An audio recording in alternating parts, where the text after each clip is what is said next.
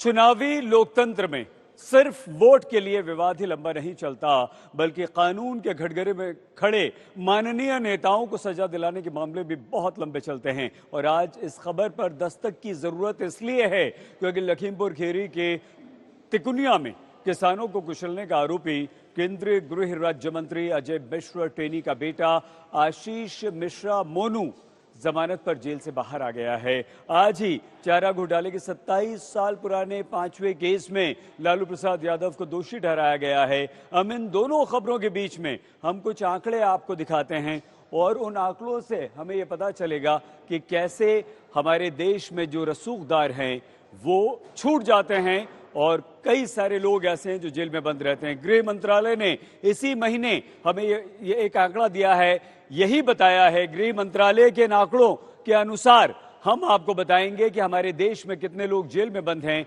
और कितने लोग नहीं। मतलब ये हुआ, ये देखिए गृह मंत्रालय ने इसी महीने ये आंकड़े दिए हैं और भारत में करीब 4.25 लाख लोग ऐसे जेलों में बंद हैं जो दोषी अब तक नहीं हैं, यानी कि विचाराधीन कैदी हैं।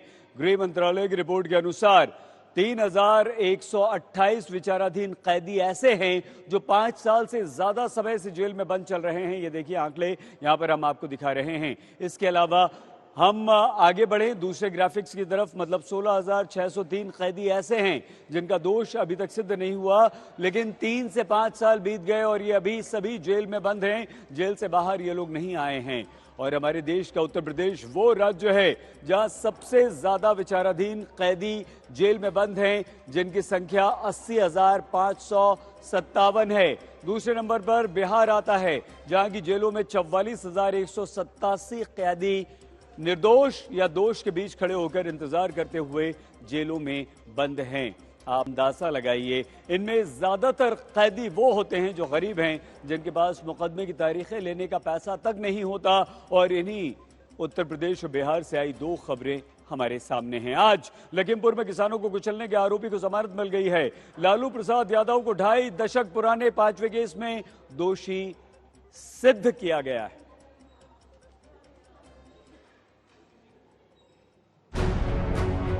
क्या वाकई कानून से भी लंबे हाथ क्या माननीय और माननीयों के रिश्तेदारों के होते हैं, जो सामने से किसानों को कुचलने का आरोपी मोनू मिश्रा जमानत पाकर जेल से चुपचाप सन्नाटे में बाहर आता है।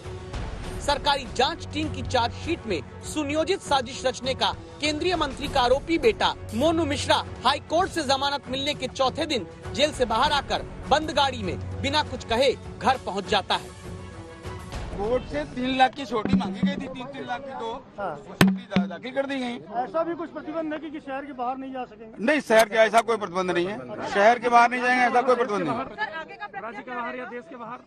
जी देश के बाहर जाने का ऐसा कोई प्रतिबंध नहीं। यूं तो 5000 पन्नों की चार्जशीट में एसआईटी ने लखीमपुर केस में आरोपी आशीष मिश्रा की मौजूदगी घटना स्थल पर बताई थी। केंद्रीय मंत्री के बेटे के हथियारों से ही फायरिंग की बात भी एसआईटी ने चार्जशीट में कही थी, लेकिन अदालत में जमानत पर सुनवाई के दौरान एसआईटी की दलीलें कमजोर साबित हुई। सबूतों से छेड़छाड़ न करने की शर्त पर आरोपी नंबर 1 बेल पर छूट गया, जिसकी रिहाई पहले से राजनीतिक मुद्दा बनी हुई है। मुझे लगता है सरकार ने जो पैरवी करके जो सजा दिलाने का काम करना चाहिए था वो नहीं किया।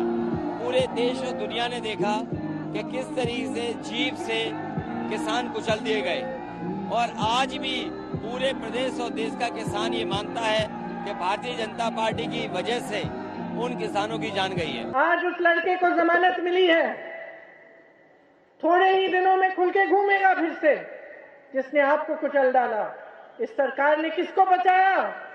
उन किसानों के परिवारों को बचाया। उनकी जो पुलिस थी, प्रशासन थी, कहां थी वो जब उनको कुचला? कहीं नहीं थी। चुनावी माहौल में बाहर जमानत पर आए आशीष मिश्रा की रिहाई को ब्राह्मण वोट से जोड़ा जा रहा है। वजह ये कि उत्तर प्रदेश के चुनावों में पहले ब्राह्मण वोट का हिसाब लगाएं तो 2014 में ब्राह्मण वोट का 72% हिस्सा बीजेपी पाई थी। 2017 में ब्राह्मण वोट का 80% हिस्सा बीजेपी को मिला था। 2019 में ब्राह्मण वोट का 82% हिस्सा अकेले बीजेपी के खाते में गया था।